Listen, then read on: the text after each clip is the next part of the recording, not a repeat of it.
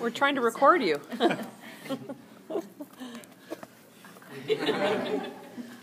that changes my speech a little. Many of you, most of you, have heard what happened in the second special session with the passage of House Bill 2, the pro-life bill relating to abortion. What you may not know is that during the regular session, the 83rd regular session, a bill that would have expanded current law on euthanasia was passed out of our state Senate. The bill was marketed as an improvement over current law. The current Texas law, believe it or not, this has been in effect since 1999, allows a doctor and hospital to withdraw medical treatment from you against your wishes. All they have to do is give you a letter of saying you have 10 days to move to another facility or your treatment will be withdrawn. Now they can do this if you're conscious, unconscious, if you're standing up, sitting down, or if you can pay or not pay. Texas Right to Life has helped over 200 families go through this transfer process when they have received the 10-day letter. We've helped move them to different facilities or find a different doctor who will provide the care. This is, in fact, a death panel law. It has been on the books since '99, and we've tried to change the law since 2005.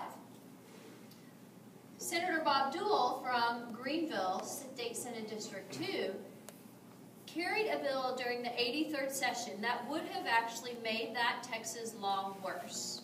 Many people misunderstood because he misrepresented what the bill did, thinking that bill was an improvement over Texas law, including some religious leaders and some organizations with pro-life sounding names.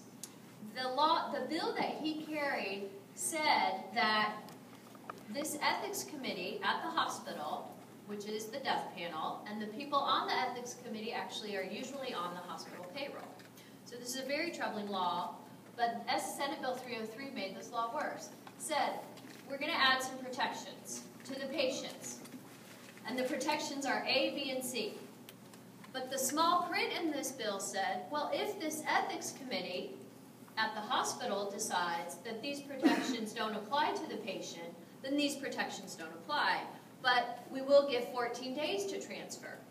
So at first we've granted protections, seeming protections under Senate Bill 303, but the fine print takes those protections away if this ethics committee, which is the death panel, decides these protections don't apply.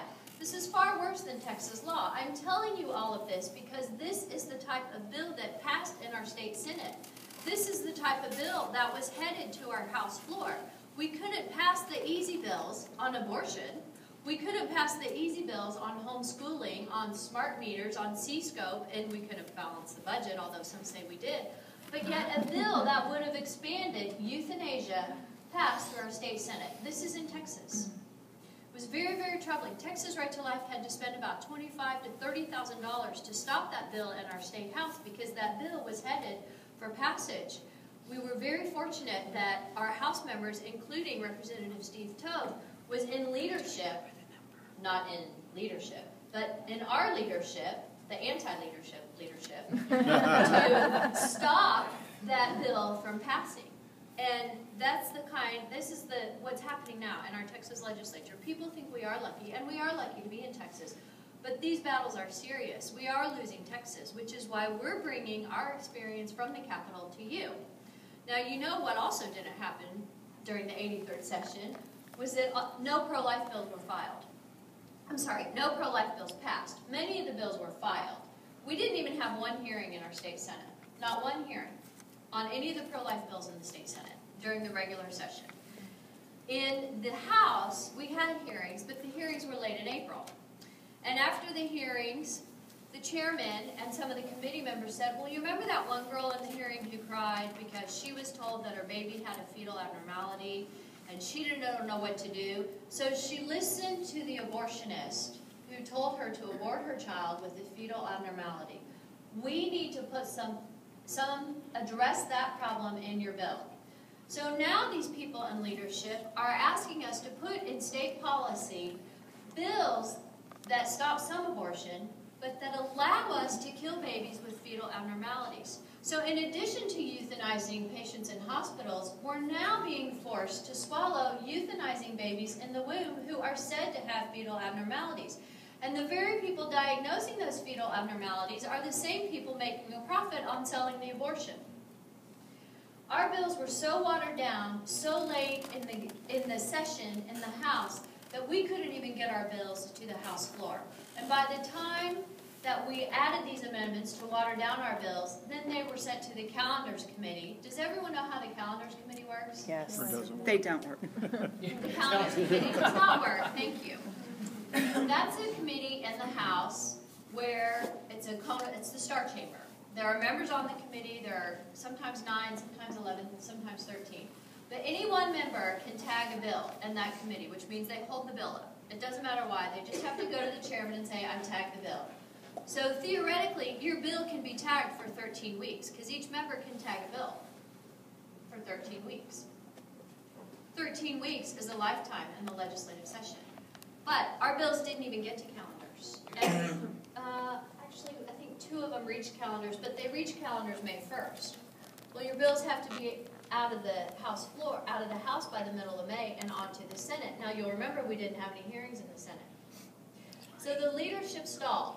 We've been told a number of times that the House leadership made a deal with the Democrats, the pro-aborts, that if they would support the current House Speaker for his re-election to Speaker, they would not allow any controversial bills to come to the floor.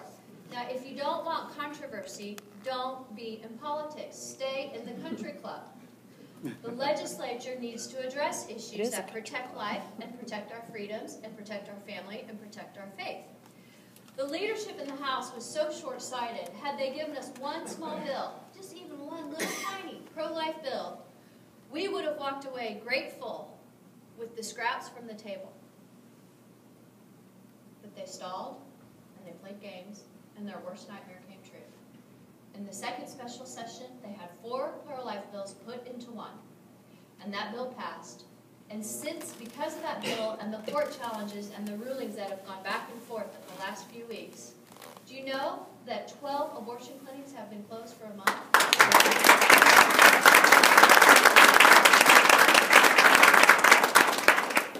Even if we're reversed, ultimately in court, between now and January, those clinics will stay closed. Think of how many babies have been saved, just if those clinics stay closed for that 3-month period before the court decision is finalized. We should not be having to have special sessions to pass pro-life laws. That's right. We have 95 Republicans out of 150 House members. About 99 House members vote pro-life because we carry some Democrats depending on the issue. In our state Senate, we have 19 Republicans. About 10 will enthusiastically vote pro-life. The other 9 will come along if they have to. If the bill comes to the floor, Tim will talk about that, how they say they support you, but sorry your bill didn't get to the floor. I'd have been there for you. And we carry one pro-life Democrat and another one sometimes, depending on the issues.